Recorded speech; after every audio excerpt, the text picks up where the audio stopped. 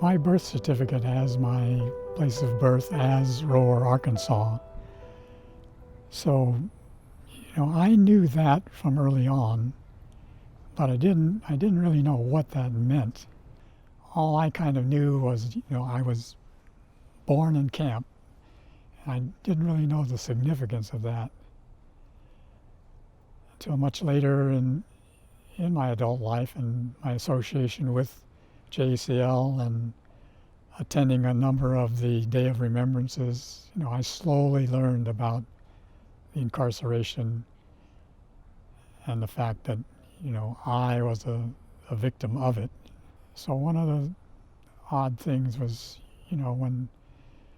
whenever you go online and you have to put in security questions and stuff, a lot of them ask you, where were you born?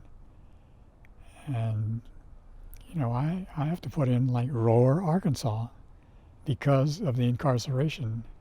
Had it not been for that, I would be putting in Stockton, California, because that's where my parents were and that's where they returned, but they were forced to leave there. So I was born in Rohwer, Arkansas, and that sticks with me. In 1942, as the result of Executive Order 9066, my parents, both of whom were Nisei, born and raised in the U.S., along with my older brother, who was less than a year old at the time, were forced to move from their home in Stockton and relocated to the Rohwer, Arkansas concentration camp.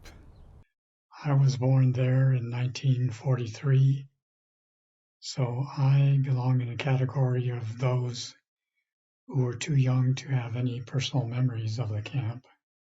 Also, like many others, my parents did not talk about the incarceration experience, so I really grew up unaware that I had been a victim of one of the great miscarriages of the Constitution in U.S. history. My father was one of the early Nisei professionals, having set up a dental practice in Stockton.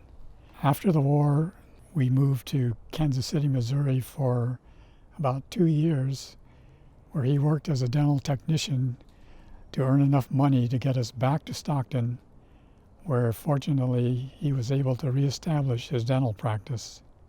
I too was fortunate in that I was able to start school in Stockton in kindergarten, where 5-year-olds are too young to be racist. So I really didn't experience any anti-Japanese racism then, or really throughout my school years. So you might say that our family survived the incarceration relatively unscathed.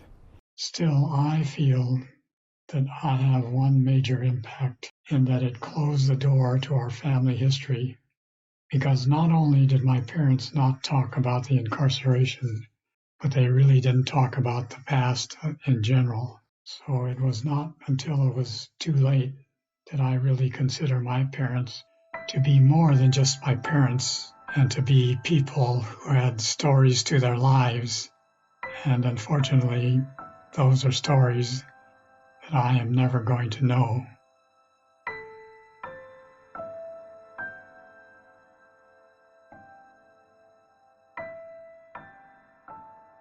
If you ask anybody, would you be willing to uproot your life, leave everything behind for an undetermined amount of time and be shipped off to an undetermined place and be vilified as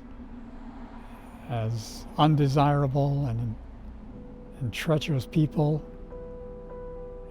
And for that, 40 years later, you get an apology and $20,000. Would you make that trade-off? I mean, even if you allow for inflation, would you do that? I don't think anybody would. I certainly wouldn't. It should never happen. It should never have happened. It should never happen again. And that's why we need to keep remembering it so people know that it actually did happen and it can't happen again.